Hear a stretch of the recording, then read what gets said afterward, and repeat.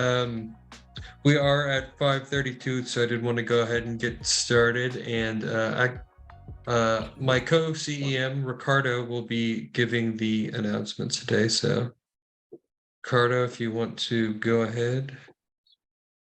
For sure. So if I haven't had the chance to introduce myself, my name is Rick. I am also a candidate engagement manager, traditionally for the full-time classes. However, I will be learning what it is to run a large classroom with this one, and I'm super excited. With that being said, we do have some announcements to start off the date. The day is that the first is that we have assignment 1, part 1 is due on Monday.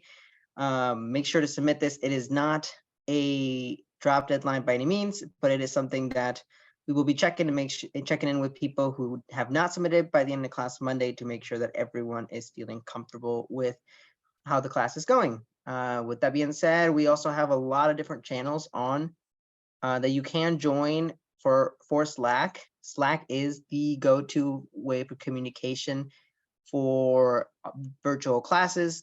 So there are a lot of different things that we highly recommend all of you participate. The more you participate, the easier it is to get to know people, which in turn it's easier to make connections, which in turn helps out with being able to have any questions answered and to be able to work with people, right? Because that really is helpful to build connections within any of those channels. Within those channels, we also have the Kansas City channel and the Philadelphia channel if you are in those areas. Right now, there are 2 posts on there, each in each of them that talk about events being held by Launch Code and by either Pan or by Aaron. So make sure to check those out if you are in Philadelphia and Kansas City in order to just meet with each other and work together. And like I said, just build relationships within that. Above that, the last announcement is that to remember that the attendance codes are submitted in Canvas and are case sensitive. So we really need your attendance codes. So please put in your attendance codes. They are help us out tremendously in order to keep track of who's here. Make sure that we can reach out to anyone who does need to be reached out to. With that being said, Absolutely. If I will, is Pan or Aaron here? I believe they had a few words too. Yeah, I'm here. I'm not sure Aaron is here. Hi, everyone. Nice to see you. Just to dovetail off of what Rick was saying, our first scheduled meetup is going to be this Saturday, but because of host availability, we are going to make the Saturday one a virtual one because we don't want to cancel it. So this one will be the only virtual meeting this Saturday at 6 o'clock, I believe. I have pinned the sign-up sheet for all of our sessions to the Kansas City Slack channel. So if you want to find that sign up genius link, it's always available for you there.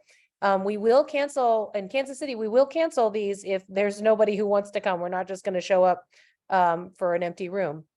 So I would please encourage you guys to sign up, even if you think you're interested, and then Slack me if you think you're going to cancel or something, just so that we know that there's interest.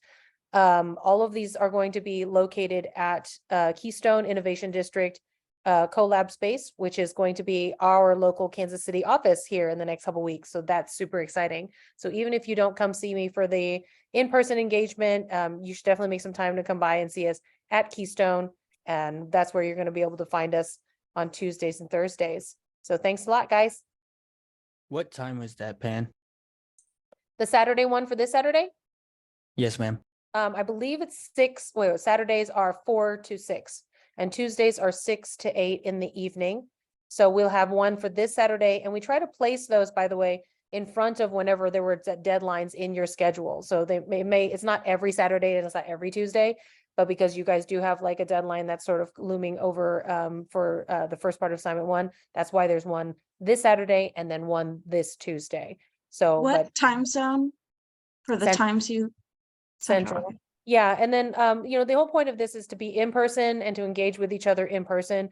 But if there's some interest to have an open Zoom channel, I don't know how it would work, but I don't want to exclude anyone because I know we have some Lawrence attendees and people who are just far away enough that come in KC for these might not be viable, but it doesn't mean we don't want you part of our community.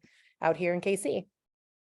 Hey guys, I actually just looked up the times and it looks like it says 5:20 from 6 till 7 p.m. 6 to 7. Oh, yes. Yeah, this Saturday. Yeah, this Saturday is a weird one. But most of the Saturdays, I think, I'm right about most Saturdays being 4 to 6, right, Sophia? If you're looking at the sheet. I'm gonna take her silence as a quiet yes. Yes, I had to Yes. double check, but Just this Saturday is a confirmed. weird one. Yeah, just this Right. Saturday is a weird one. So yeah, sorry for the weirdness. I don't, but I did want to just make an announcement just to let you all know. This Saturday is a weird one, but every other time should be really consistent in its timing and format. Yeah, and definitely check those out in Philadelphia and the Kansas City channel, and also in St. Louis, we have something in the works. I'll be in touch with that on Monday for updates, but yeah, just more opportunities to meet each other in person and engage, build community, build connections for the future. It is not required by any means, but it is a very vital part of your career switch journey for a lot of people. Okay, and with that, I believe that was all you had, correct, Pam? Awesome. Yep, I'm all good. So Thanks, guys. thank you, Pam, and we'll go ahead and pass it over to Carrie for lecture. Oh, and before Carrie gets started, I'm going to go ahead and exit for the TAs who will be meeting with me today. I'll put a Zoom link in staff chat. Awesome. Okay. Well, I am, I think, ready to go here. So, can everybody hear me okay? I'll get some thumbs up. Yep. Okay, awesome. All right, so tonight we are talking about conditionals, a very, very important part of learning to code. And we're also going to talk a little bit about errors in debugging.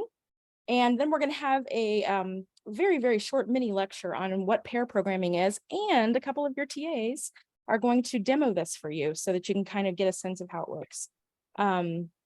If I can remind everyone to check your mics and keep those off whenever someone else is speaking, that would be greatly appreciated because the background noise sometimes can get a little overwhelming. Okay, so let's get started here. I will have a couple more announcements to add to what was already shared, and then we'll get right into these lectures and the demo and then get you off to Studio. And as a reminder, tonight's Studio will be chapter 4 since we did the chapter 5 Studio last class. Okay, so again, these graded assignment deadlines are coming up. Part 1 is due on Monday, the 22nd. And as already stated, it's not a drop deadline, that particular one, but they will follow up with you just to kind of check in and make sure everybody's on track. These Slack channels, you definitely want to, pay attention to these. There's some good ones in here for connecting with each other, like peer support, good ones for checking to see about office hours with your TAs. Interact with your folks in your group in your TA group channel, and then lecture chat, which we just had a lively conversation about time travel. You want to have friendly conversations there since we don't have a chat open in Zoom. And then also lecture questions, which is the one you go to ask about the concepts that you're learning, because I can only answer so many live.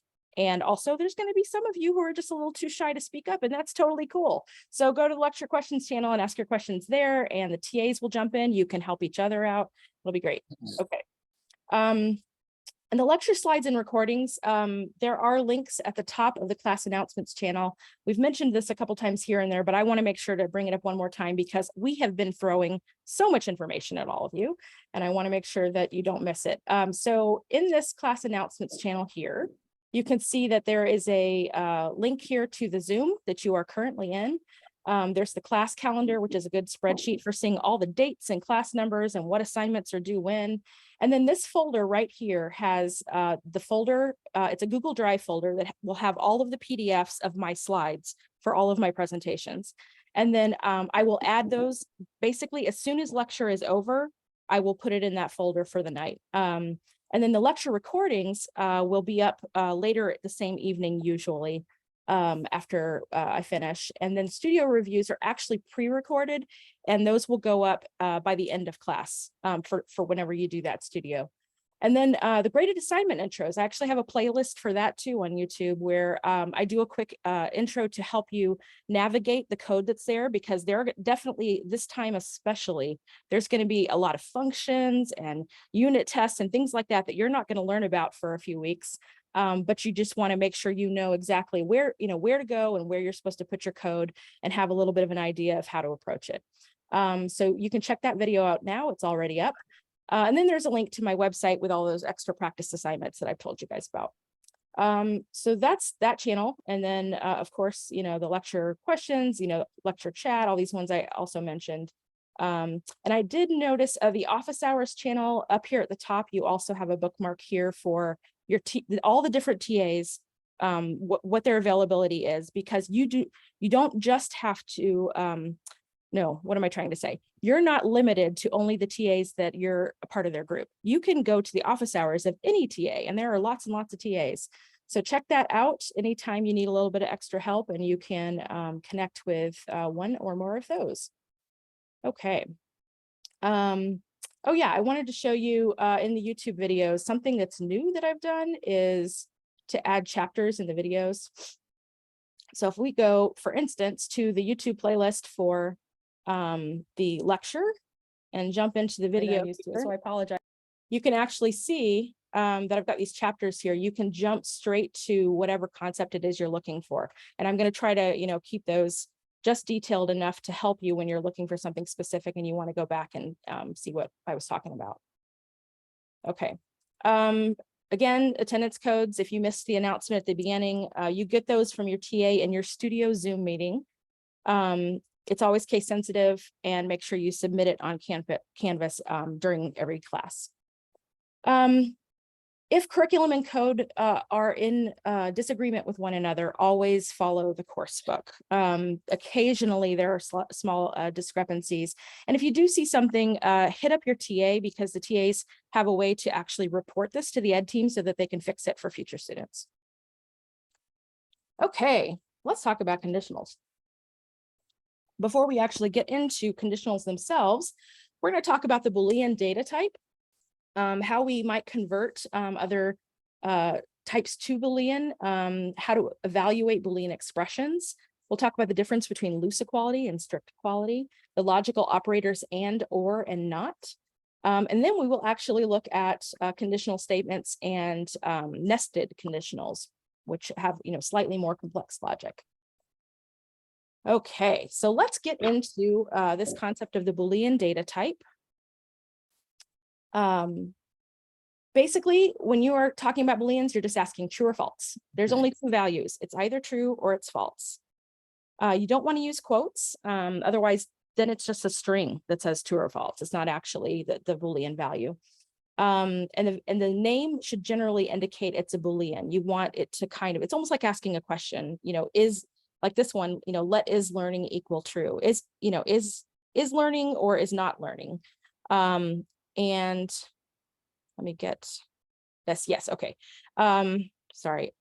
I've got some Zoom stuff in the way here on my other screen. Let me fix this. That's better. Okay. Okay. So this keyword let of course, you're accustomed to that. You give it a variable name and then an assignment operator, and then just give it the value, true or false. This would be the simplest way if you want to just directly assign true or false to a variable. Okay. Meanwhile, you can actually evaluate non-Boolean values as Booleans. So you can use this function Boolean. It looks just like the functions you used for string or number to change something over. And here's kind of some of the rules. With numbers, the number 0 and not a number will evaluate to false, but any other real number evaluates to true. With strings, an empty string that has no length will always evaluate to false, but a string that has a length, it can be 1 or greater, as long as it's not empty, that will evaluate to true. And if you have empty data structures, which you haven't learned about yet, but you will shortly, like an object or an array, if they're empty and have no data inside of them, those would evaluate to false as well. Just something to keep in mind for the future. And you'll learn about those in chapters 8 and 12. The values null and undefined, which you will come across fairly soon, those also evaluate to false. So we have these examples here where, you know, I've got some numbers and some strings that can be converted. And apologize, I'm again running into layout issues on my other monitor. There we go. Okay. Oh, yes. Okay, I did have another bullet point. That's what I was trying to see. You may hear the terms truthy and falsy used to describe this kind of evaluation because, you know, you don't ordinarily think of 0 as being false, but it's falsy. And a string, it could be like a word launch code or something that would evaluate to true. So we say it's truthy. Okay, so let's see what happens. What happens when we take the number 4 and evaluate it as a Boolean? True. It'll be true. And how about the empty string there? False. Okay, how about the word hello? True. True. And null? False. Excellent. Okay. Yeah. So that is pretty much the deal with that. So let's go over and do a little bit of live coding here, and then we're going to talk about evaluating Boolean expressions. So let's move over to here. Okay. Can everybody read that okay? All right. Yes. Awesome. Okay. I'm going to close this, give us a little more room here. And okay, so here we go. So we are going to initialize some Booleans here up at the top and just, you know, practice what I showed you at first, where you just directly set them to true or false. So I can say let has flux capacitor. And now you know why I was asking about time travel. Equals true. And then I can say let has power source equals false. So we're storing the value true in this variable, storing the value false in this variable. And of course, I can console log these so we can see that they indeed are going to be storing those values as I set them. So let's give this a run. There we go, true and false. Okay, so we have proven that we did in fact store those properly. Okay, so let's come down and talk about these conversions. We have some variables already established here. Let scientist equal Doc Brown, that's truthy. Let speechless equal an empty string, which is, you know, falsy. And gigawatts needed equals 1.21, which is truthy because it's not 0. But you know, miles per hour at start is 0, and so that's considered falsy. So again, we can just kind of set these and prove that when we convert these using this Boolean function, and I'm basically, you know, I'm converting them here and then I'm logging it all at the same time. So I'm doing it all on one line. But we can use this Boolean thing to take scientist and take this string Doc Brown and convert it to a Boolean. And then when we run it, we see that it's true because it's truthy. Okay, so we'll do the same thing for the other 3. Use the Boolean function to evaluate speechless. And I'll do gigawatts needed. And again, we will do miles per hour at start. Okay, so we'll do all 4 of these. Yeah, and we get true, false, because anything with substance to it that's, you know, not an empty string, not a 0, those are going to be truthy, and the empty string and the 0 are falsy. Okay. As we kind of get into more of this, you'll kind of see why some of this becomes important. Okay, so let's go back and talk about evaluating expressions. Okay, so there are some equality operators that you definitely want to be aware of. And the first one is equals, not equals, where you use the not symbol there, the bang, greater than and less than. And then you can, of course, have greater than or equal and less than or equal. So if we were to say, you know, 8 is less then less than or equal to 8, how would that entire expression evaluate? True. True. Good. And if I say 2 is not equal to 7, True. True. it's true, yeah, because 2 is not equal to 7. And then goodbye equals goodbye, and one has an uppercase G and one has a lowercase g. True. False. Yeah, that'll actually be false because uppercase characters and lowercase characters are not the same thing. They are two different coded characters.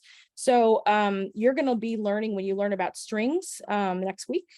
You'll be learning about some methods that you can use to actually level the playing field and make sure that case sensitivity is not a problem. But for now, if you were to evaluate something like this, it would come out false. Okay. So you can actually assign Boolean expressions to a variable and use them that way. So the return value of a Boolean expression is can be stored, and it's not necessary to use parentheses. But for now, if it helps you read the entire thing, it makes that a little easier for you. You can do it. So examples here, I have let math test equal to 2 + 2 = 5. So what would math test then be? False. Yeah. True. And then concat test, test, I guess. That would be, the string A concatenated with the string B is equal to the string AB. True. Yeah, that's true. Yeah. So that's how you can take that entire expression here and here, let it evaluate as a Boolean, and then store that variable, false or true in these variables. Okay. Let's take a look at, let's go ahead and we'll switch over and then we'll come back and talk about loose and strict equality. Okay, so I've got some Boolean expressions I can write here and print to see their value without using variables. We can just kind of do it directly. So I'm just going to console log and I'm going to say Calvin plus Klein. Okay. Equals Calvin Klein. Now, you think that's true or that's false? False. Yeah, it's going to be false because I didn't put a space in there, right? And then we have true is not equal to 0. What do you think? False. True. Yeah, it's true because True. zero would actually evaluate to false. Oh, right? yeah. True. True is not equal to false. Yeah. See, this gets real tricky real fast, which is why we're covering it. Okay, so yeah, so we can see there false and true. Good. Okay, so let's actually come down here and work with some variables.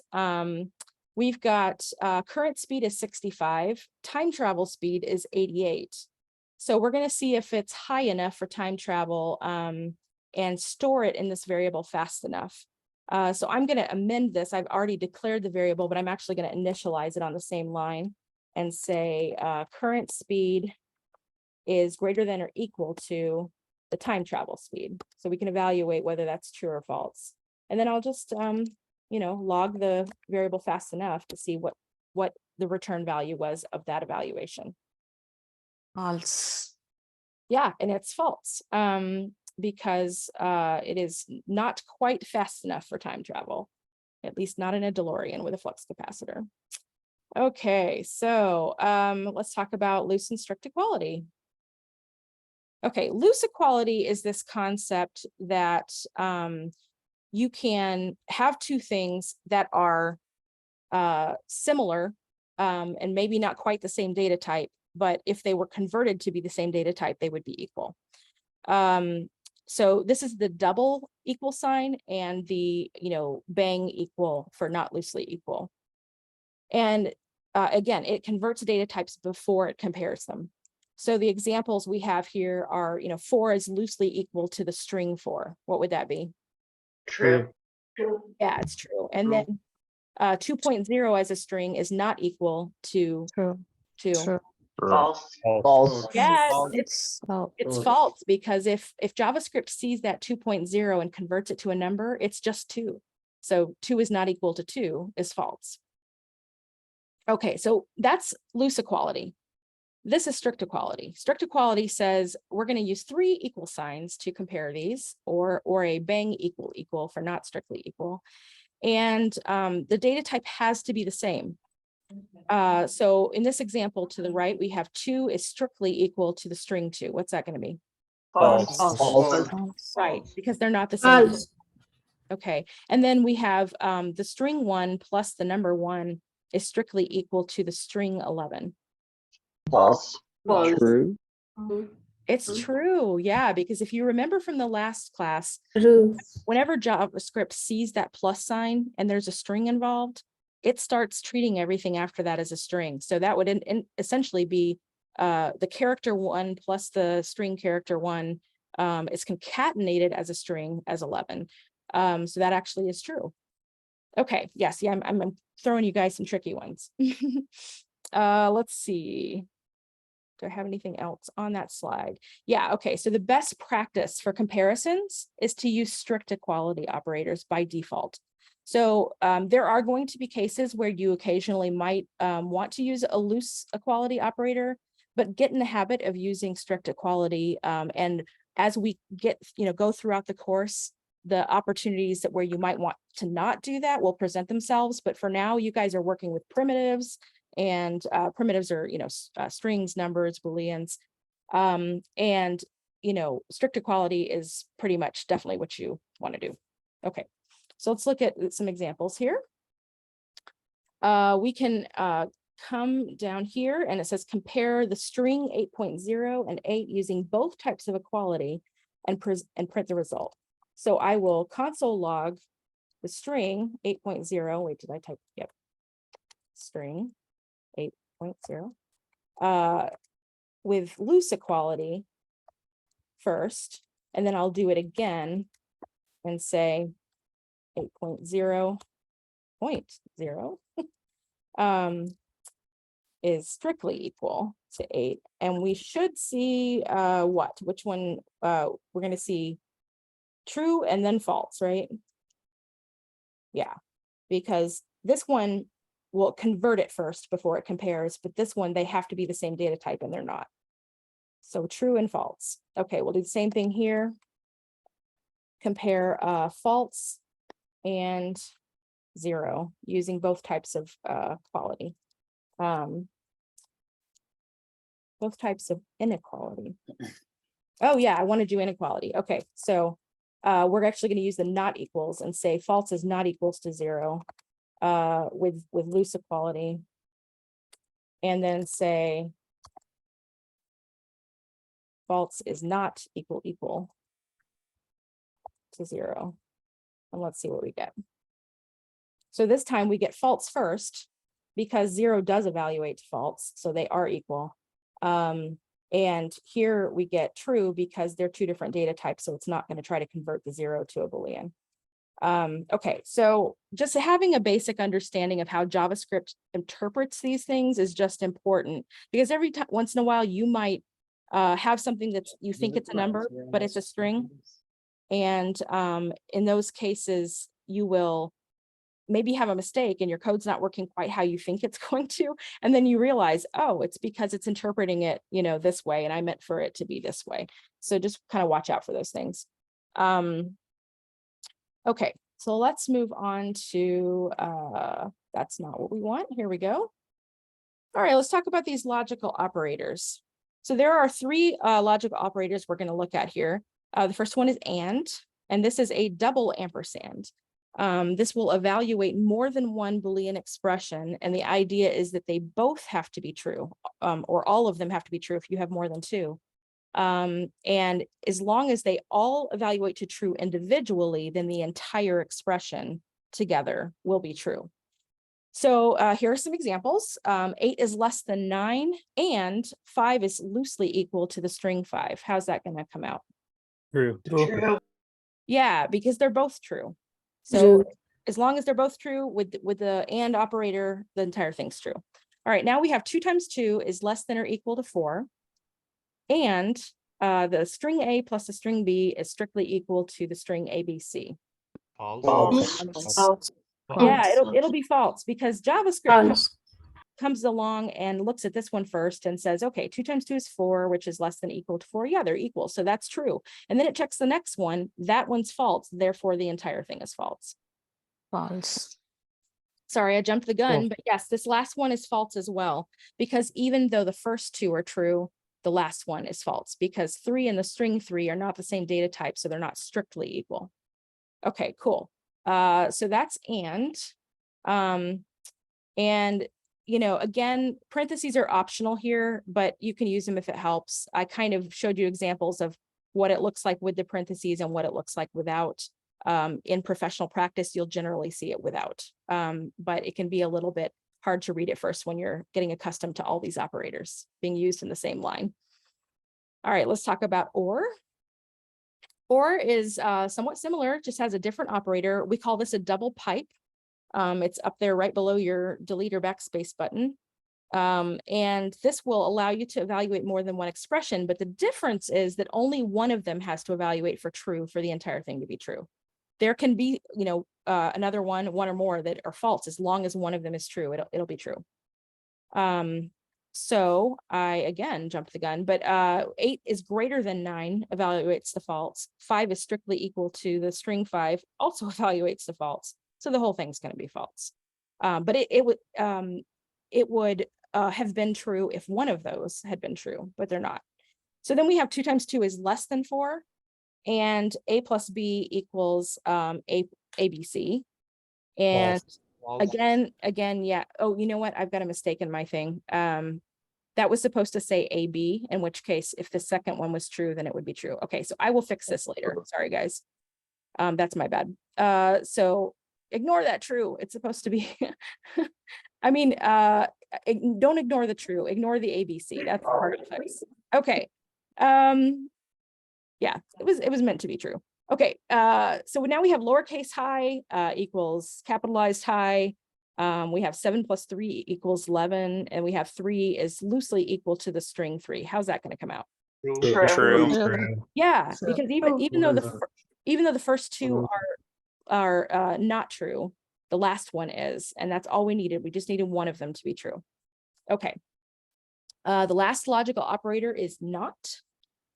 This one uses the bang operator to get, which is, you know, an exclamation point, but we often refer to it as bang, to get the opposite Boolean value. It just negates whatever, you know, current value you have. If it's true, it's false. If it's false, it's true. And that bang goes directly in front of either the variable name or the expression that you're evaluating. So you have to use parentheses if you want the opposite of the entire expression, because JavaScript has to evaluate what's inside the parentheses first and then switch it from either, you know, false to true or true to false. So we can look at some examples here. We've got, you know, this line of code, let is even equal false. So if I were to console log not is even, what would I get? True. Right, because it switched it. Good. And then we have this expression, 6 times 4 is loosely equal to 24. And then that entire expression is flipped. So what would we have? False. Yeah, because it was true until we put the bang in front of it, and now it's false. And then this last one, A plus B equals A space B. But True. yeah, but we're reversing it, so it's actually going to be true. Right. Good. Okay. So you got the idea there. The last bit of this to mention is about precedence. And you remember last class we were doing PEMDAS with you know, all the things we've learned. But when you're talking about logical operators, it adds another layer to this. So logical operators will you know, add this extra level. And the rule is generally that the individual Boolean expressions are going to get evaluated before the logical operators do. And so here's, and you can use parentheses when you have multiple logical operators, because sometimes you really need to clarify which goes first. And this example here is a good one because it shows you how we have an and we also have an or, but we have parentheses around the second 2 expressions with that or. So it basically says, we want to evaluate everything inside these parentheses over on the right side first. And then once we have that down to a true or false, we can evaluate it with that and operator towards the front. So we'll do these two first, so that we can get everything inside the parentheses. So that's going to basically land us. The first one is true and the second one is false. So we're saying true or false, right? And then that entire thing will evaluate to true, because only one of them has to be true. So now we're at the point where we can actually evaluate the one on the left because the parentheses are gone. And so we have, true and true is true. So this entire thing ends up evaluating to true because we, do things in the right order. Okay, so let's do a little bit of live coding here, and then I'll take some questions about everything we talked about so far. All right, logical operators. So we've got some expressions here that I've already stored in variables. We've got expression 1 is great Scott, and then, is that strictly equal to great Scott plus the exclamation point? And then expression 2 is, 1955 less than or equal to 1985 as numbers. Then expression 3 says is 10.04 loosely equal to the string 10:04. So we want to think about, which of these evaluate to true and which are false, but then we want to try to combine them. So the first one says use the logical AND operator to determine if all 3 expressions are true and print the result. So we just set it up like this. And I'm just going to print it all at the same time, but we set it up as expression 1 and expression 2 and expression 3. So we're checking if all 3 of them are true, then the entire thing will be true. But of course we get false because at least one of these is false, right? The first 2 are true, but this last one with that colon in there is false. If that was a period, it would have been true, but it's a colon. Okay, so the second one says to use the logical OR operator to determine if either expression 2 or expression 3 is true and print the result. So I can set that up console.log and say expression 2 or expression 3. And we'll run that, see what the result is. And we get true because one of them was true. The first of the 2, expression 2. All right, we've got use the logical NOT operator to print the opposite value of expression 2. So I'll say not expression 2, just like that. And we get false because expression 2 was already true and we just made it false. And then the last one says use parentheses to print the opposite of expression 1 and expression 3. So we're going to actually combine a couple of things here. So first, let's do the expression 1 and expression 3. But then we say we want the opposite of that. So I have to put both of those together in parentheses so that I can apply the not last. It's going to evaluate this first and then switch it with, flip it from either true to false or false to true. So expression 1 and expression 3, if expression 3 is false, then that entire thing is going to be false because of the and. So then we negate it and it becomes true. And there it is. Okay. I definitely suggest that if you're still, if your head's still kind of swimming with all of this, just, keep kind of practicing it, go over some other examples, and it'll start to become more natural to you. Okay, before we get into conditionals, I want to take some questions. I will only have time to take a few, but I'll take a few. We can talk about some of the things we just looked at. Who has questions? Connor? Yeah. Just real quick on like the truthy falsy thing, for example, with that last expression 3, 10.04 loosely equal to with the colon. Is that because the interpreter, like to a human, we might be able to tell that that is pretty truthy in our interpretation, but the interpreter is literally taking like the ASCII value of the decimal point in the colon? Is that why it's falsy? Yeah, I mean, if you interpret this as time, I guess, the dates are a whole nother thing in JavaScript. So it's not even going to look at this and evaluate it as a date because it's not a date type. It's just so, it's just looking to see if it can convert it to a number, and it can't because a colon doesn't mean anything as a regular number. Yeah, gotcha. Okay. Yeah. Cool. Thank you. Mm-hmm. Anybody else got any questions? Everything we've gone through so far has been pretty straightforward. Okay, well, if we don't have any more questions, shoot, we'll move on. All right, let's talk about conditional statements. So we want to ask, is something true or false? And then we want to be able to use that to shape what happens next in our code. We can control whether different code is executed depending on this conditional logic. So this if-else syntax that we're learning allows us to define different blocks of code, and it'll execute only what you want it to, depending on whether the condition is evaluating to true or false. So conceptually, we can look at this example here of you're making breakfast and for friends, and you're like, are there enough eggs for everyone? I'm making pancakes. I've got some fruit. I'm good there. I don't know if I have enough eggs for everyone. So you might then ask, if yes, I have enough eggs, say, great, let's have eggs, right? But if I don't, I'll be like, okay, I guess I'll roast some potatoes to make sure I have enough food for everybody. So it's a yes or no. This is kind of the simplest of conditionals, is when you just have either something is true or it's not. And if it is true, we can have this statement, and if it's not, we'll do this one. So that's the concept behind it, but what does it look like in code? We need to look at the syntax, right? So let's look at this if statement. I'm going to do this generally, and then we're going to jump back to our breakfast example in a second.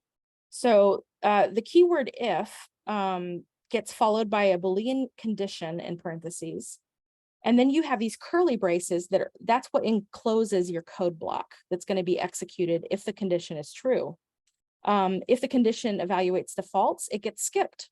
So you can actually control that and make sure that those particular lines of code are only going to get executed if that condition is true. You want to make sure that any code inside that code block is indented. You'll notice that these are over a couple of characters here from the line that's formed here. And you definitely do not want to use a semicolon at the very, very end, because these braces, that in and of itself is not representing like a single line of code. It's a whole block. So that's just a structure that defines that there are one or more lines of code inside it that belong to this if statement. So that's again, we have the keyword if, and then we have the condition that is in this case, x is less than 10. And then we're basically saying, here's the code block. These are these 2 lines of code I've got that I only want to execute if that condition is true. So that's the basic syntax of just the if part of this, process. And again, clean code is something that your prospective employers, future employers are going to expect you to have. So be real careful to get in the habit of indenting now. And it'll be better for you to read your own code. It's better for your TAs. And in the future, it'll be better for your coworkers and your bosses to read your code if you're following, these kind of standards. Okay, so here's another example of, I want to talk a little bit about the condition for a second, just so we can focus on this part. So we want this to always resolve to a Boolean value, true or false. And it can be a variable, or it can be an expression that has some sort of a quality operator, like the ones we were just writing and working with. And it can include logical operators. You can have more than one condition, and all of it ultimately needs to resolve to either true or false. But as we talked about before, if it's a string or a number, it's going to be automatically converted to a Boolean, even without you using that Boolean function that we did, where you were deliberately trying to convert it. The if statement, that this syntax, when you have this condition in parentheses, that essentially is going to do that for you. It's going to force it to be converted to a Boolean. So if you just put a string in there in between the parentheses, it's going to come out, if it has any length at all, it's going to come out true automatically because of the way that JavaScript evaluates things as Booleans. So that's something to think about. You want to be careful about, and sometimes you might want to do it on purpose, but you want to be careful about whether you're actually using a Boolean expression or a Boolean variable, or whether you're evaluating a string or number as a Boolean, because it's going to do that, whether you expect it to or not. Okay, so there's those conditions. The first one, I've set this variable let is even, and I've said, num mod 2 is strictly equal to 0. So that's a way to tell if a number has a remainder or not. And if it doesn't have a remainder, it means that it's even. So then we say if is even, which a value, and we don't need to say is even equals true.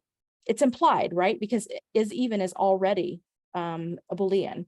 So it already evaluates to a Boolean value, true or false. So that's all you have to do, if is even, and then you can say, here's the code I want to execute if that's true. Down here, you might say, if, two things have to be true. It has to be even, and the number has to be greater than 100. And if that's true, then you would execute the code that's inside here. Okay. So this is kind of the basics of how you set up these, pieces of logic to control what code is getting executed. All right, and now we have the else statement, which is a kind of the opposite of the if when you're only using two of them, and we'll look at that first. So this keyword else gets used, and you don't have anything in parentheses because the idea of else is it's pretty much like if anything above this was not true, now we're going to go to the else block and we're going to just do whatever's in those curly braces. So only if the previous if condition evaluates to false would this execute. So yeah, so it doesn't have its own condition because it just always goes last. Anything that was not true in previous statements. And we're going to look in a second about how you can have more than two. But let's look at this example. We have, let greeting, and we are just declaring it and not initializing it just yet. And we're going to say, if is new user is strictly equal to true, which again, you don't even have to do that. You could just say is new user. But then we'll set greeting to let's get started. Otherwise, if that was not true, then we would set the greeting to welcome back. Because we know that it's not a new user, and so we're just welcoming them back. Okay, so keywords are if and else. And that's kind of how you set them up together, and you kind of make it, it's a system, right? You have if, condition, bracket, code, and then you end this bracket and then put else right here and start its bracket. And you just kind of, keep tacking those on if you have multiple conditions. Colin, you have a question? Yeah, why was, did you have to put the is new user equals true on this one, but the other one you didn't have to do that? You can do it either way. That's what I was saying is I actually didn't need to do that. But you might see that sometimes. It would be more common in a professional setting not to see that because it's superfluous, right? You can just say if is new user and that's it. Yeah. Okay, so now let's talk about the else if block to see how we set this up when we have more than one possible if conditions before we get to an else. Okay, so sorry, I'm having trouble with my thing here. Let's go. There we go. All right, so this allows you to have more than two. You use these keywords is, else, and if together, and then you give it another condition.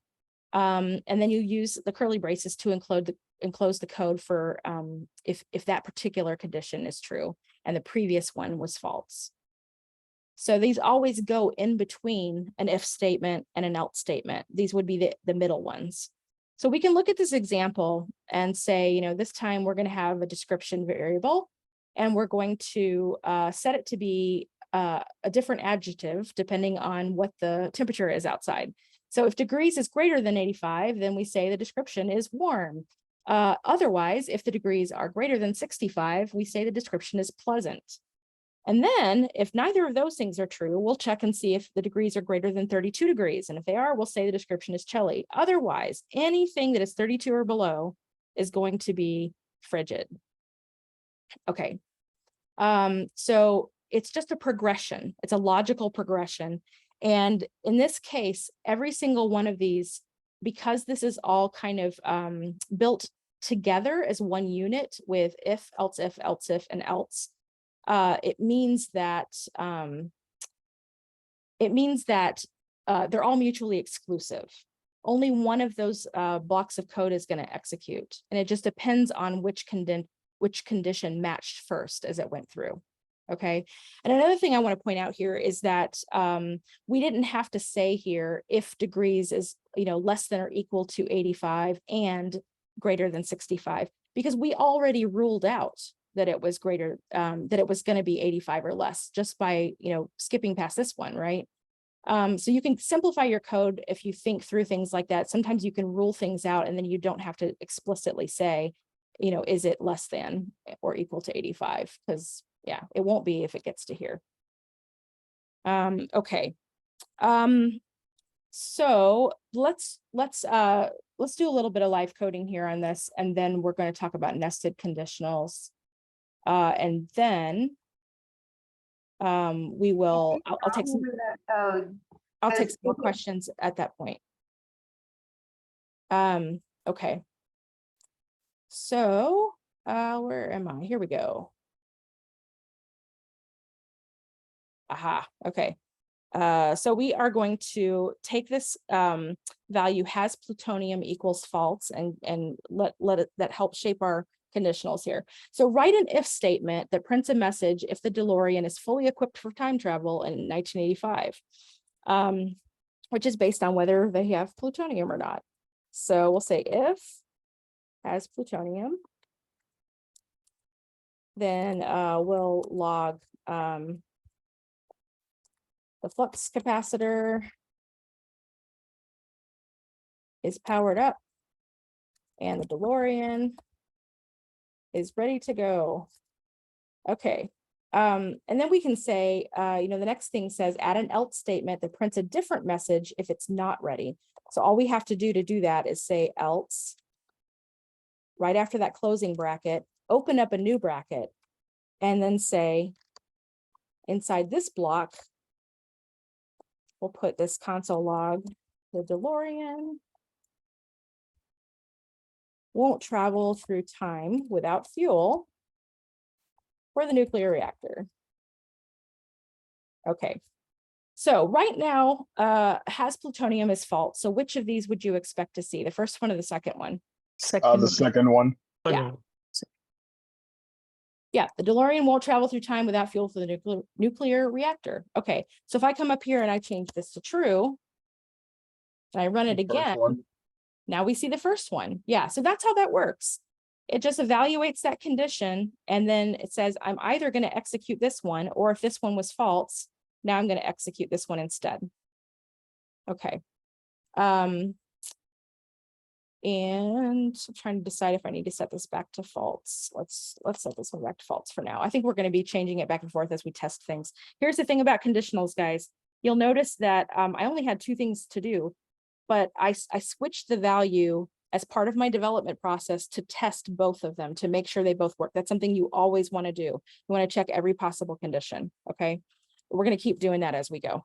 So now I'm going to come down and say, I want to write a series of if else statements that determine which year the DeLorean is traveling to based on the type of fuel is available or energy, the power in this case. Okay, so let's go to here.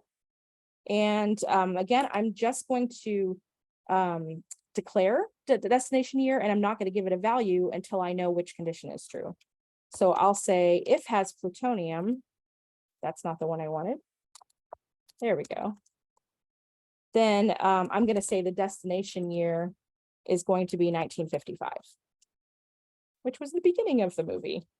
Else, if, and I need another condition, I say, cable electrified. And then I can say destination year is 1985, because this is when they were trying to get back, right? And then I can say else if, And I mean, I could say else there, but I want to be explicit about what the other thing that has to be true. So I'm actually going to just do an else if and be, say it has to be this particular thing. Because if I just did else, it would basically mean it could be anything. But I want to be specific about it. It has to be, has banana peels. And then we would say destination year equals 2015. To the very, very end of the movie. So that's it. I'm not going to put an else because if it's not one of these three things, there is no destination year. Okay, it would just be, it would still be undefined. All right, so I'm going to, let's see, I don't have, yeah, so we have to keep going here. Okay, so we've set this, and in order to test it, we're going to, I mean, we could test it immediately, honestly. This is a good habit to get into. Sometimes you want to put a console log in just to test something temporarily before you move on with the actual program you're writing. Okay, so I'm going to just do this and say I'm going to console log destination year just to see what it is and make sure my logic works. Okay, and it comes out to 2015, and that makes sense because of these three, has plutonium, cable electrified, and has banana peels, the only one that's true is has banana peels.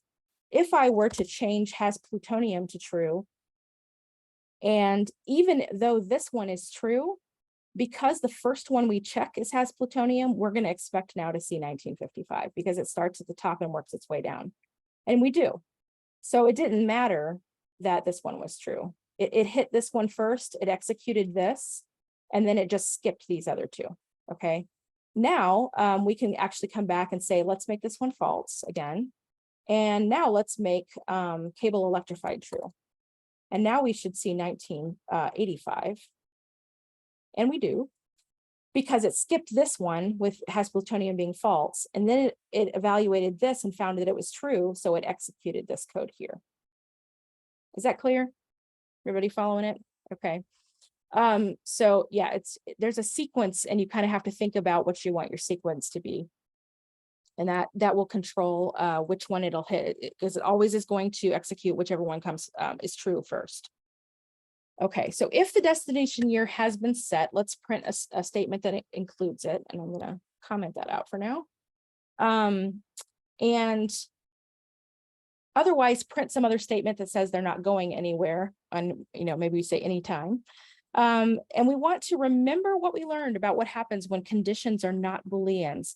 So this is one of the advantages of actually declaring a variable and not setting it, is you can use the fact that it's going to be undefined if none of these things were true to your advantage and do something with that. So that's what we're going to do. We're going to say, we're going to check destination year and see if it has a value and let it evaluate it as a Boolean. And then we'll see if because I don't need to know what its value is as much as I just need to know whether or not it has a value. So we'll say if destination year. Okay, and I'm going to put a little note here that just says, evaluated as a Boolean. Okay, then we will say console log ready to go. You're headed to the year. And here's where I can actually use the value of the string. I'm sorry, the number. And concatenate it in here. And finish my sentence. And then for the second one, we would say else, otherwise, if this doesn't actually have a value, it's going to evaluate to undefined instead. So we want to have something to print in that case as well. No destination date has been set. Do you have the materials you need to power the flux capacitor? Okay. So we're either saying, there is a year and we're going to say what it is, or there is no year. So, we need to have a way to power it. So let's run this and see which one prints. Okay, it says ready to go. You're headed to the year 1985. Okay, and now we've already tested this logic, so I don't need to test it with different years. But what I do want to check is what happens if all three of these are false. And so it skips all three of these and is still undefined. So I'm gonna come up here and make all 3 false and then run it again. And now it says no destination date has been set, because it went and looked and said, does this have a valid value that is going to, evaluate as a Boolean true, or is it undefined and evaluating as a Boolean false? Okay. The last part is for nested conditionals, which we haven't talked about yet, but we're about to. We might run a little bit late, guys. Just be warned. These first couple of classes have so much material. It's a lot to get through. Okay, so let's talk about nested conditionals. Okay, so now we're back to our breakfast example, and we are actually going to look at how this would be coded. Nested conditionals basically use this idea of a decision tree. You may have multiple decisions, and a good way to handle this is to nest your conditionals and say, if this is true, and then if this is true or this is false. So you can kind of picture it like you're creating branches for the logic with different paths, depending on what's true and what's false. So if there aren't enough eggs for everyone, we already said we're just going to have potatoes, right? But what if it's true and we do have enough eggs? Maybe we say, oh, well, if I have eggs, let me check and see if I've got some cheese, right? Because then we could have cheese with our eggs. And if it's true, then great, we'll have eggs and cheese. And if it's not, just eggs. Okay, so we had 2 decisions that had to be made in the case that it was true here. And that's kind of how you can see how it branches off, okay?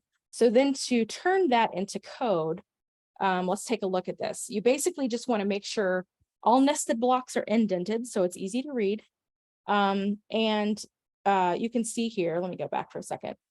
We've set this up, let breakfast equal pancakes, fruit, and, now this is a string that we're going to add on to. We're going to concatenate onto the end of this, whatever the rest of the breakfast is going to be after we go through the logic.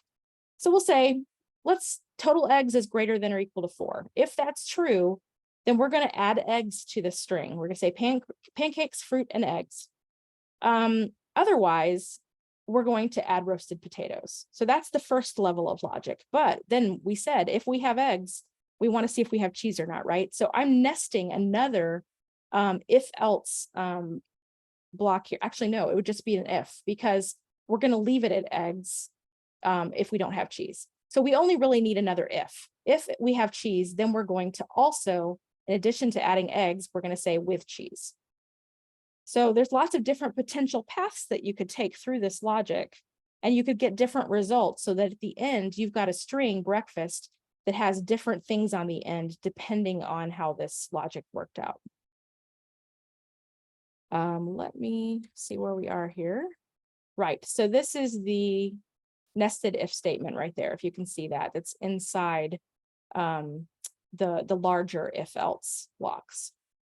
Okay, so who has questions about conditionals and nested conditionals?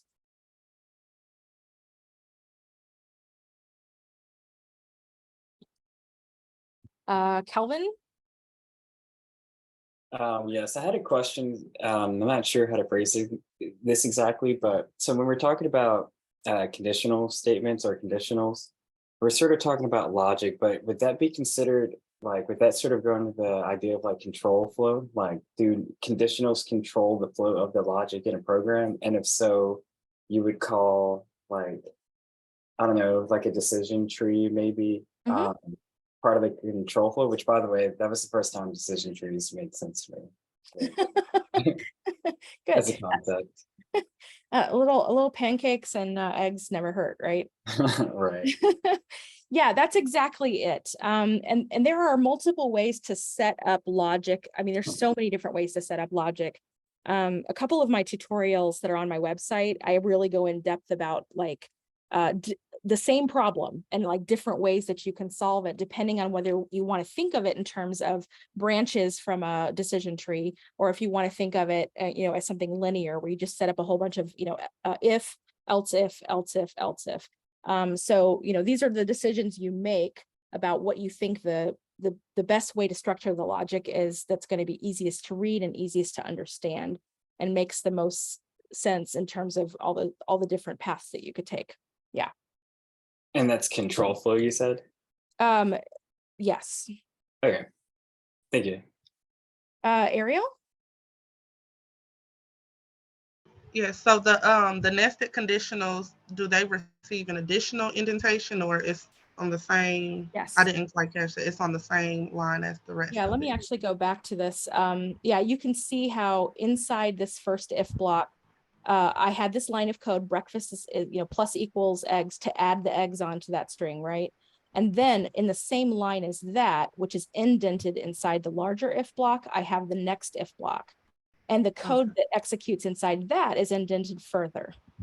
Okay, and then those, like the total eggs and the hash cheese, those are all variables that elsewhere have been defined, right?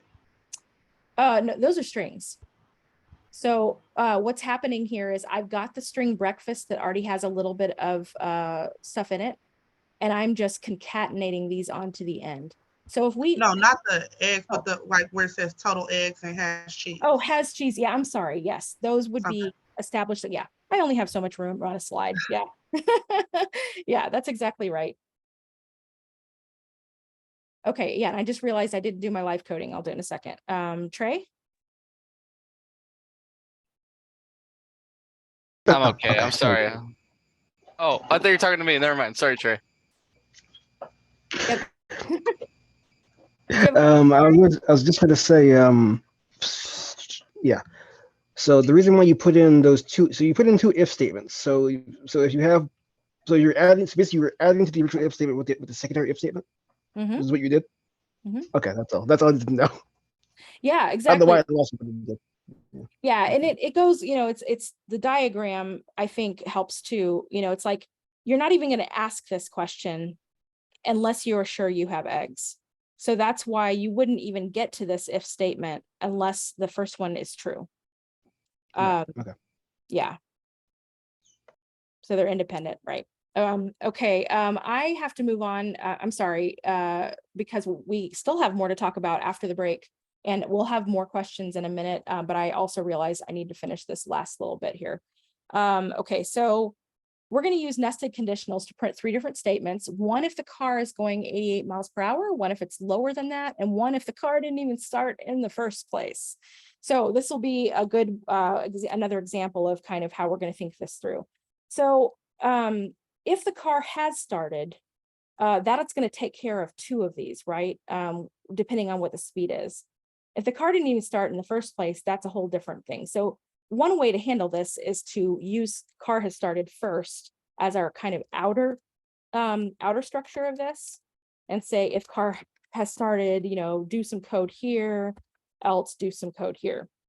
But then if it started, now we can actually start to talk about the speed and have another if else inside here and say if the speed is exactly 88, we'll do something. Otherwise, if it's speed, sorry, this should be else if, there we go. If speed, I just realized I have a condition I didn't really even think about. Okay, so we're actually gonna have four statements. My bad. All right, speed is less than. Well, I guess the reason I didn't have greater than is because once you reach 88, so here's what I'm gonna do. I'm gonna say is greater than or equal, and that way it'll take care of it. And then we can just say if else. I mean, yeah. All right, sorry, I don't mean to be confusing you guys. I'm like, thinking out loud. Okay, so yeah, if the speed is at least 88, then we're going to be able to go back to the future. I'm going back to the future. And I just, realized I wanted to do that. Okay, otherwise, the car has started, but we haven't reached that speed. Then we're going to console log. I'm not going quite fast enough yet. And then if the car doesn't start at all, bummer, we'll say, great Scott, the starter has gone out again. Okay, so we can test this with the initial values of car has started true and speed is 72. And we should see this second statement, right? Because it has to be at least 88 to get the first one. Yeah, I'm not going quite fast enough yet. And I've got a typo. And then if we change this to be 88, we can run it again. And now we see I'm going back to the future. What if we change this to false? It doesn't matter what that variable is holding, because if car hasn't started, it's going to skip this entire thing and it's going to come down here and execute this instead. So then we see, great Scott, the starter has gone out again. Okay, so I'm going to go ahead and say we're going to take our break because we are running very short on time and we have a little bit more to do when we get back, but it won't take as long as all of this did. So let's take a 5-minute break and be back here by the time the timer is over. I'm going to launch right into debugging.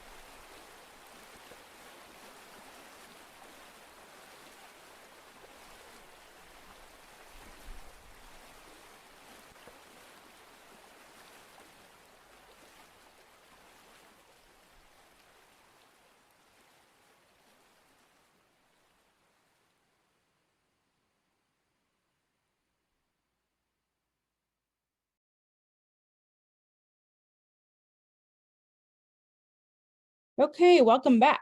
We are going to launch real quick here into errors and debugging, which is, debugging is just a term that means to find the source of the error. Go find it and fix it, right?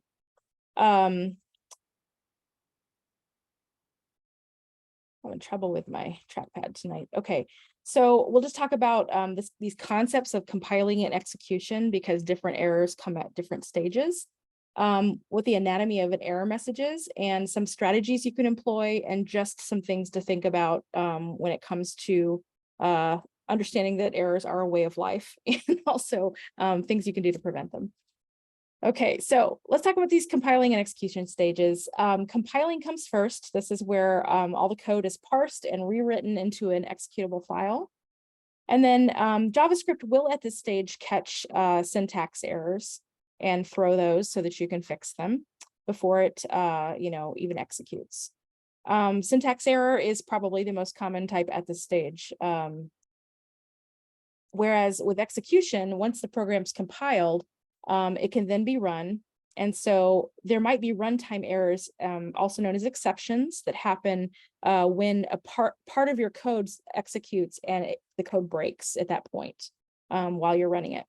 So reference error is a common one. There are some others that you'll be able to explore. But reference would be like you try to use a variable that doesn't exist or something like that. And sometimes it's just because you have a typo, right? But that's kind of what happens. There are other errors that can happen during runtime that you may get no messages for, and things just don't happen the way that you expect them to. Something doesn't, print or doesn't calculate the way you thought it was going to. And that would just be a logic error. It would be just something about the way that you, told the computer what to do. And so, it's not quite right. You've got to go and suss it out. So error messages, when you do get them, are very helpful. You can look for the file name and take note of the line number in that file. Find out which part of that line is actually the problem, and notice the error type too that they give you. So here in this example, we see this error message, bright red, can't miss it. It gives you the file name index.js and then tells you the line number specifically is on line 46. And then it tells you, you have a syntax error and it's invalid or unexpected token. And it even shows you exactly where it's taking place in some cases. So you can see here, that I've got an error. And if I look at it closely, I can say, oh, it's a string. And I opened my, I opened the string with a quote, but I forgot to put one after it. So, that's a little syntax error. So that's pretty much it. But learning how to read these is really helpful because it can help you get, figure out what's going on faster. All right. So I want to go over and actually want to demonstrate this before I do the rest of these slides. So let's come over here. That's the wrong one. Let's do this one. Okay. So we're going to uncomment this code. There are actually 3 errors here, and we want to just, find them out one by one. 2 of them are going to be, they're going to give us messages. So we're going to deal with those first. And then we're going to just test our code. And if we have a logic error, we're going to try to figure that out as well. Okay, so if I uncomment this and just run it as is, I get immediately a syntax error. So this is a compiling error. It happened immediately and said, I can't even compile this code because there's a problem. And we can see that it happened in this file at line 152. And it's very similar to the one I just showed you on the slide. We can see that we've got an opening quote here, but there's no closing quote. And so, it doesn't know how to interpret the parentheses and the semicolon because we haven't closed the string. So we can actually fix that right there and then run it again. And now we get a different error. So here's error number 2. This one's line 155. It says that there's an unexpected token here.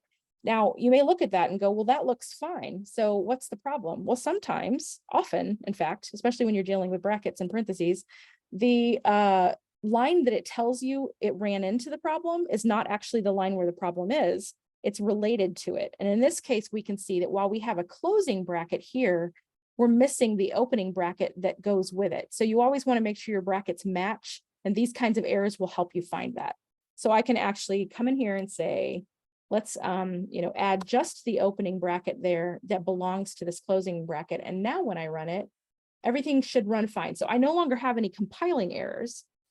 And we have, had first kiss is true. And so we see, Marty McFly lives, he will not fade from existence, which is of course referring to his parents at the dance. Okay. But if we change this to false, we're expecting that we're going to see the second one, right? But we don't see it. We still see the first one. And you're like, but I just changed it to false. So then you can say, oh, I accidentally made this a string instead of using the variable name. And this is very important. This actually came up in the comments the other day in Slack. You guys, this is a very common thing when you guys are new at this. But there's a very big difference between having a variable name that is a string and using the variable name not as a string. So if I take the quotes off, now I'm actually referring to the real variable. Because when it was a string, it had nothing to do with this variable. It just happened to have the same characters in it. So now when I run it, I should expect that I'll see this because I'm actually evaluating the variable itself. Yes, and I do. Okay. So bottom line is you got to think like a computer in order to convince the computer to do what you want it to. So you just kind of follow the sequence of the code, examine your conditional logic, pay attention to very small details, and then you make good use of console log. You don't have error messages, no problem. Throw some console logs in there and figure out where is the code executing, where is it not executing. Maybe it's inside a different part of your conditional than you thought it was, and that might help you narrow down the problem. So you can check the values of variables and expressions at different points. You can use titles, new line symbols to make the logs easy to see in the middle of all your output. Whatever you need to do, temporary comments that will help you figure it out. Errors help you learn. They are not the enemy, actually. Experienced programmers make mistakes all that time. It never goes away.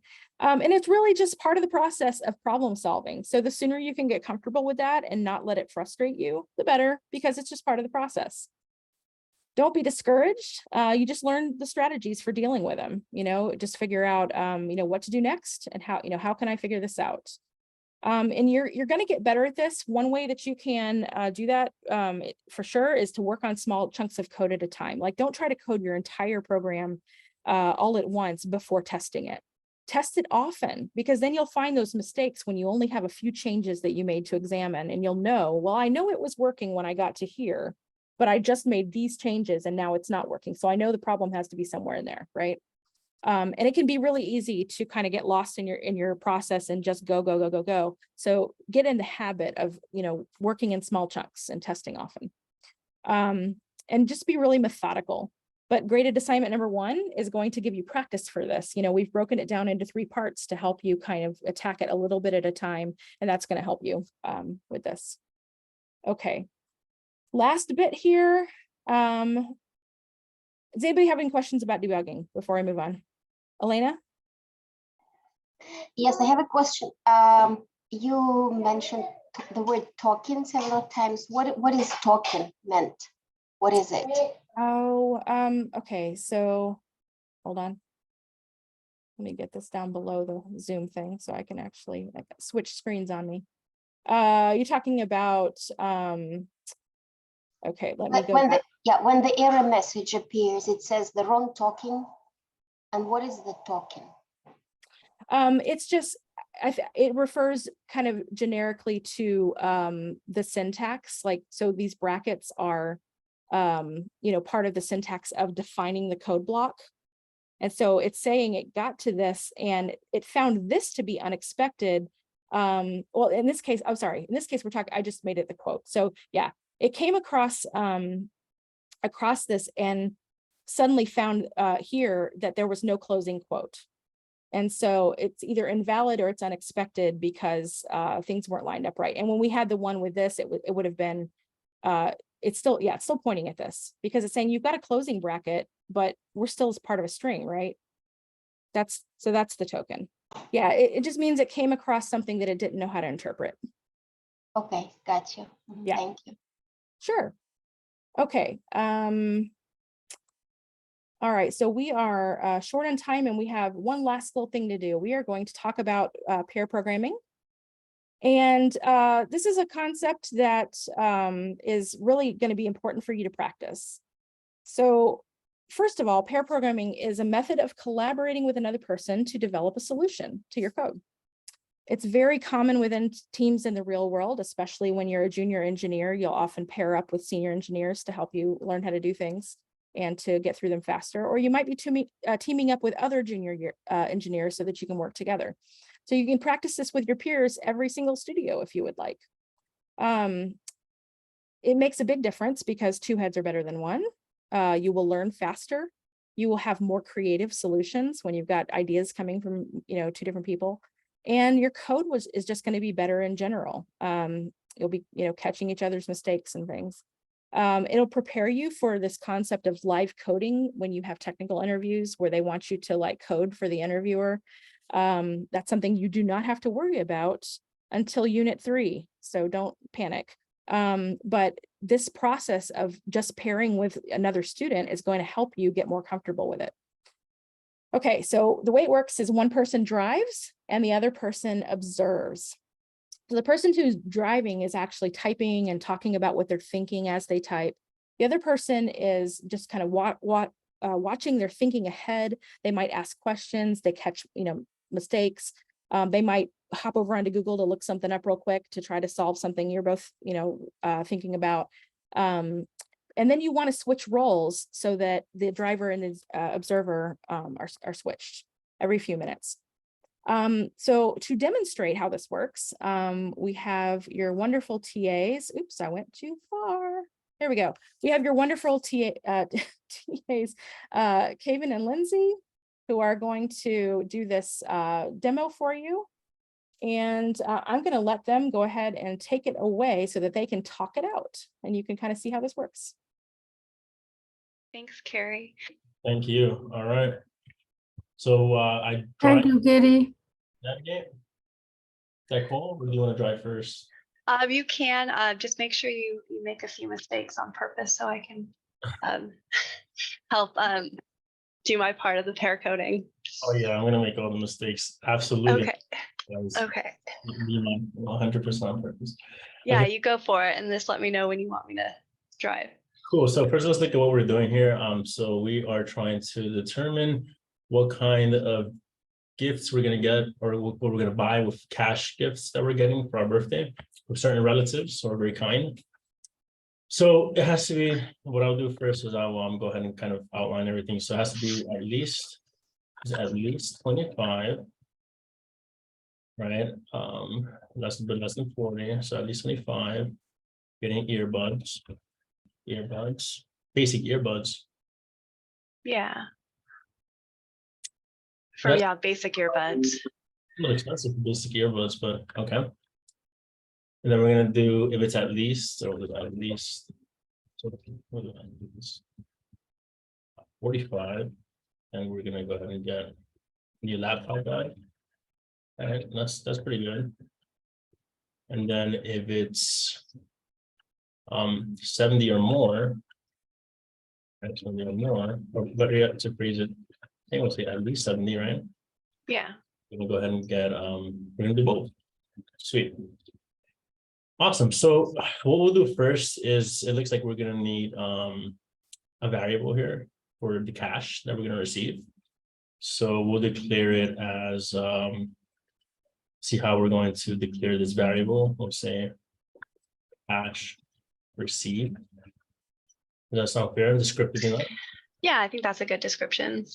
Okay, cool. So let cash received. Actually, we'll make it const. Probably not, right? They might. I think let should work for this. Okay, cool. So let cash received, and let's go ahead and do how rich are we feeling today? I mean, can we just set it to 0? Are we trying to do a reline sync here? Oh, okay. No, I'm asking you, what do you think? We can just go with our standard. Yeah, I think we could just go into it and then we can console.log and make sure it's working. Okay, cool. So let me see how that looks first. All right. Cash received. I'm gonna run it very quickly just to see if that does, if it is initialized at 0. Yep, there it is. It's a number. You can tell by the color. And it's working perfectly. I'm going to comment this line out now. Cool. Now we're going to go ahead and do, let's see. So this is going to be probably a nested conditional of sorts. Yeah, I think if we start with the 70 and then work down, it can make it cleaner. Sweet, I agree. So instead of like the 25, and then less than 45, we should go in reverse of saying. Yeah, like if we start with like, if it's 70 or more, we can buy both. And then if we have like between the 45, if we have 45 or more, because it won't even get to the second one if we have 70 or more. Yeah, that's actually exactly right. So I'm going to go ahead and do just that. So we're going to work deductively from the largest to the smallest, knowing that we'll hit each one this way as the Yeah. If cash received is greater than or equal to 70, right? Because it's inclusive of 70. Yeah. We are going to also log. And here it reads, let's see what we're gonna do. We'll do yay. Laptop, Mac, and basic earbuds. Nice. I'm gonna run this and see what happens. What do you think is gonna happen when I run this? Is everything like okay to you? It looks good to me. You think so? Yeah. See what happens. Well, I mean, we have cash received set at 0, so it's just gonna do nothing, but Okay. the logic looks good though. Okay, let's try something else then. Okay, so let's change it to, let's see what happens if I do 70, right? Okay. Right. What do you think is gonna happen? Does this look good to you? I think you need to put back in your bracket on the end.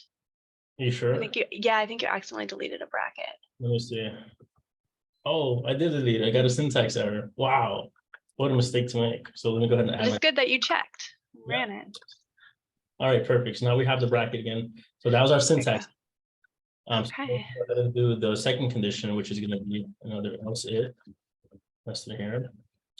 If cash received is greater than or equal to, the next one is going to be the middle one, right? 45. Yeah. Perfect. I'm going to open up that bracket. And I'm going to do console.log. In this case, we're going to do a new laptop bag, right?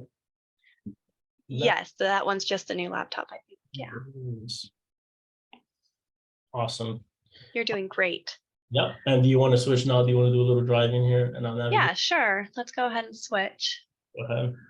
So let's run it and first see what happens. Oh yeah, so because our cache is, because you set the cache to 70, ran through and the first if statement was condition was met.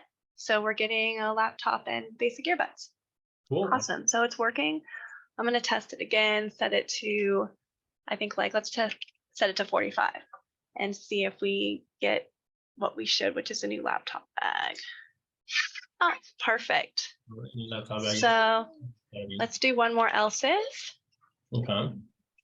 And we'll say cash receive, not right now, baby.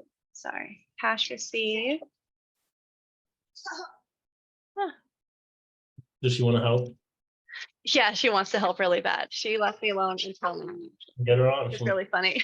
Can I help us? Sorry, my daughter likes to help a lot. Okay. If it's less than 25, is that where we're at? 25?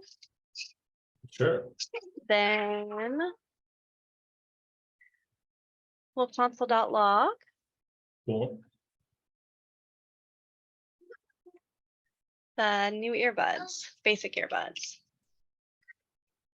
That's going to be the more. Am I missing anything here? It looks like there might be some mistakes, but we can run it to see what happens. Okay, let's check out what happens. Oh, I got a syntax error. Missing an argument. Oh, I see what I'm missing. I did it in the wrong place though.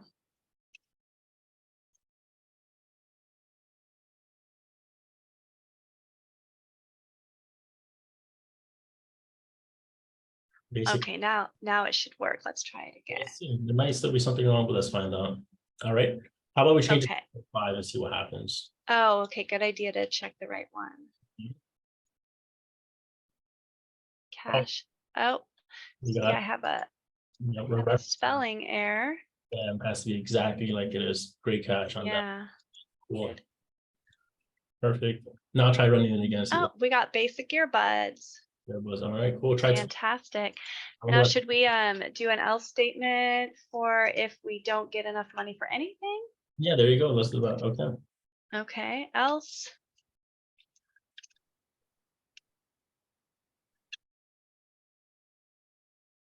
How about instead of doing that, how about in the else we do cash received and we give our own money to it. So we increment that amount of money we receive by what we want. Okay, so like else if No, just else, just else. else. Yeah, let's just do an else. So it's like the final result. We'll just do cash received, will be incremented by, let's say, $100 as we really want what we want, right?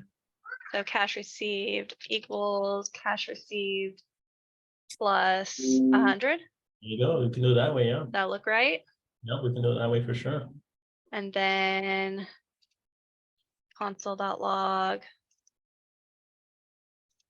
Yeah, my typing is really bad right now. Apologize. Console.log, maybe.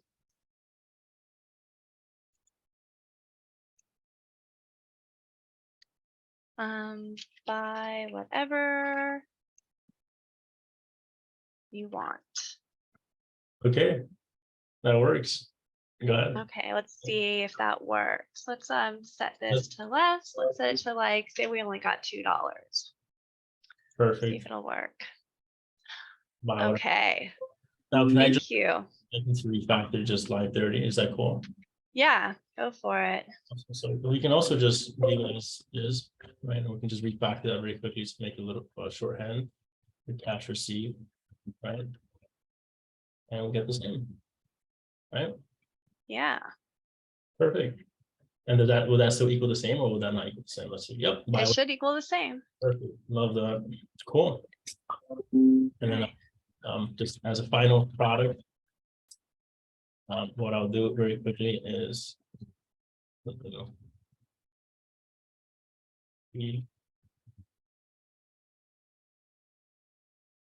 lot of money now. Yes. That's gonna be. It's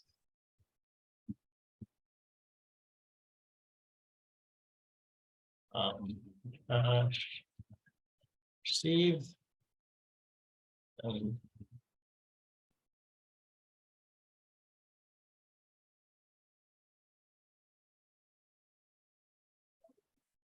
Cool. And do you think that'll work? It should. Let's see it. Do you want to run it? Looks right to me. Let's run it. Cool. Oh, nice. Awesome. So it looks like the code is working. Very cool. Yeah. All right.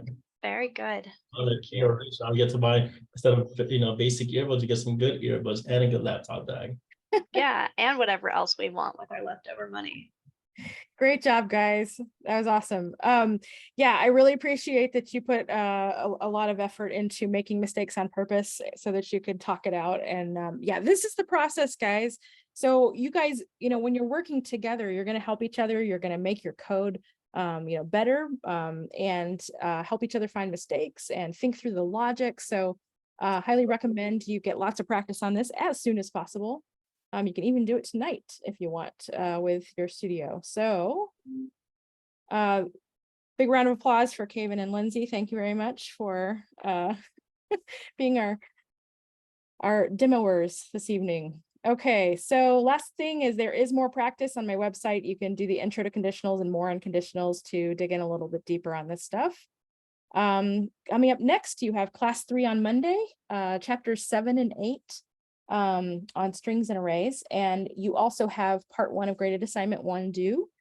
And then on Thursday, we're going to be talking about loops and iteration, and that's going to get you into what you need for part 2 of graded assignment 1.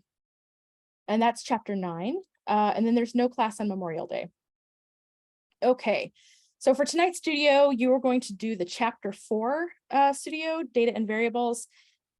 you're just going to practice declaring and initializing variables, constructing strings, and print a report that is exactly as they show you in instructions. So you want to pay attention to detail, you know, spaces and punctuation and line breaks, all that kind of stuff.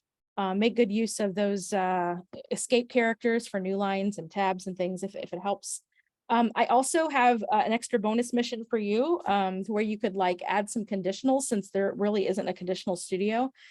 So you could, you know, provide different outcomes in the report depending on whether like the weather is clear or not, or whether the astronauts are ready or not. You know, it might affect the whole thing. So, you know, might want to play around with that a little bit. And even if you don't, I have that as part of the pre-recorded review. So I will go through all of that and kind of give you that extra content. It'll be published on YouTube by the end of the class, and you can use that link I showed you at the top of the class announcements channel to access that playlist.